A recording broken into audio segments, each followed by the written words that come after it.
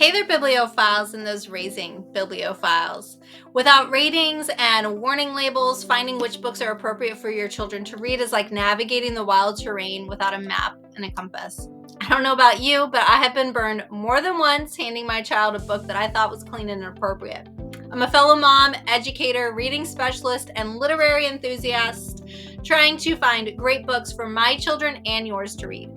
If you're looking for real reviews from a real mom with a biblical worldview lens, then welcome and enjoy this week's book review. This week's book review is Unplugged by Gordon Korman, and it is a middle grade novel in the realistic fiction genre. Jet is the son of a billionaire tech mogul who has been sent by his father to spend several weeks at the oasis of mind and body wellness. The hardest part of this summer is that he has to unplug. No phone, no computer, no tablet, no internet, and no meat. So before we get too far into the review, I do want to sort of, kind of like I've been doing so far this year, just read a little bit of the opening chapter. Now, similar to old school, the chapters in this particular book, this must be part of Corman's style, they alternate characters. And so the beginning, of course, is Jet, and that's mainly who we focus and follow through, even though there are other characters in the story.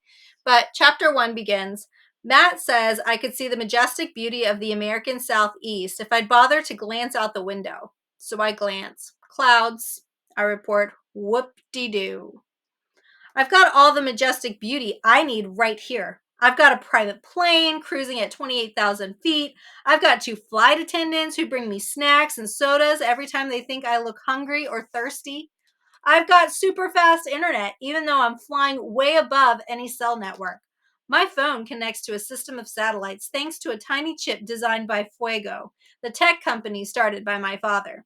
Right now, the screen shows the selfie I just took, slightly enhanced using Fuego's state-of-the-art editing software. I add a caption, "Jet on a jet." If that's not meme-worthy, I don't know what is. With a swipe, I upload it to the Fuego app. Matt rolls his eyes when the image appears on his screen. He follows all my social media, but he's not a buddy. Warden might be a better word, or at least babysitter. My father, Matt's boss, put him in charge of keeping me out of trouble. That might be the hardest job in Silicon Valley right now. Quantum computing is patty cake compared with trying to make me do something I don't want to do.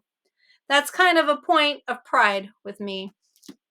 So chapter 1 does continue from there, but you can kind of get from that Jet is pretty much known for being a spoiled brat. He is also a prankster, and he's used to always getting his way. After a recent upset at the San Francisco airport, he's being sent by his father to unplug. Matt, like it said in the beginning, he's an employee of Jet's father, and he is his chaperone, and he also has to partake in the Oasis's practices and their policies. The story is told from the perspective of all the child characters. So we have Jet, we have Grace, we have Tyrell, Brooklyn, and Brandon. Through this narrative structure, readers will get the inside story of all the key characters, their motivations, a bit of their backstory, stuff like that. So in the story, Jet is the newcomer with the bad attitude. Grace loves the Oasis, and she comes every summer with her mom. Tyrell attends multiple times, and in the summer, he's mainly there because his parents are health nuts, and so they want all things health involved. Brooklyn also visits every summer, but she's kind of keeping a secret from the rest of them. And then lastly, we have Brandon. He's kind of an up-and-coming football star. He's there with his father, who used to be a football star, and Brandon does not like Jet at all, and he's determined to get back at him for some of the less than pleasant encounters that they have early on in the story. As they are at a wellness center, there is a lot of talk about yoga, meditation, experiencing awakening, those sort of things. I'm sure that there's no objections to a vegetarian diet, but I know for some parents, I just want to make sure that you're aware. I know that some parents may not want their children reading about yoga and meditation and the idea of experiencing an awakening and what all that kind of entails. That is part of the story. Not so much like like the chants or prayers or whatever you would want to call them are not in here. necessarily given, but there are mentions and they're in there for their meditation sessions, or they're going to their awakening and they talk about like a mind's eye and that sort of stuff. So I definitely want to kind of caution parents and make you aware that that is part of the story. The children and the adults attend various sessions for yoga, meditation, and awakening. And then, of course, the only food available at the Oasis is a vegetarian diet, which for many of the children are meat eaters, and that is difficult. Later in the story, Tyrell and Jet actually eavesdrop on Ivory um, while she's doing a one on one session with Tyrell's father.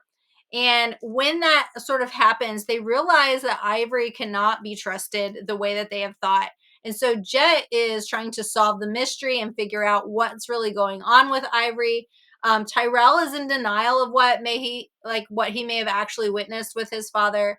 But Jet does soon discover that she's been hypnotizing people in order to get money out of them. And then she uses that money to fund her illegal alligator farming at a nearby mansion.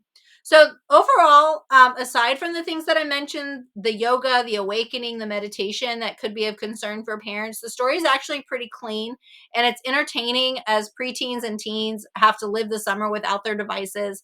They have to learn to meet new people, they have to try new activities and new food, as well as discover ways other than technology to entertain themselves. While Jet's character doesn't really change dramatically over the course of the story, he does discover that he is hungry for companionship, friends, and a pet. He's determined that when he returns home, he's going to get a pet. He even mentions returning to the Oasis the following summer as long as his friends are there. And meanwhile, more astute readers, though, may have empathy for Jet as they discover that he's often alone due to his father's thriving tech business and his mother's charity work. A child with a way to connect to anyone and anything in the world, but he ultimately has zero connection to anything genuine.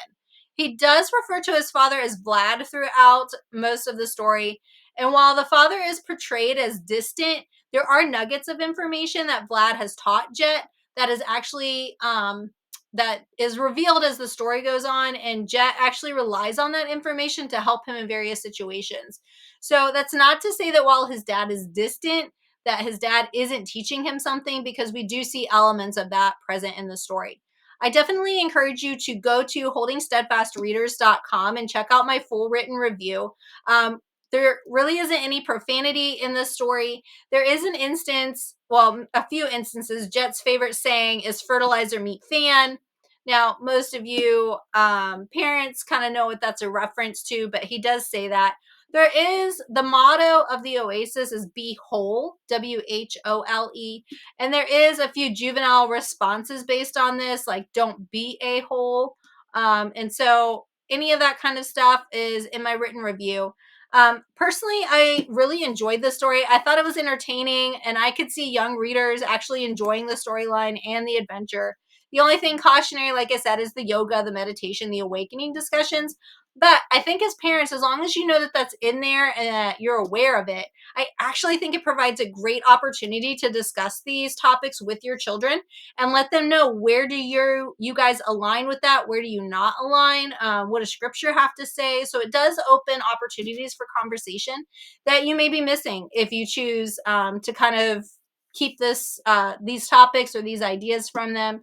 And so ultimately, the purpose of these book reviews is so parents can make those choices for each of their own families, because some people are ready for those talks and some are not. And there's a variety of stances when it comes to that stuff.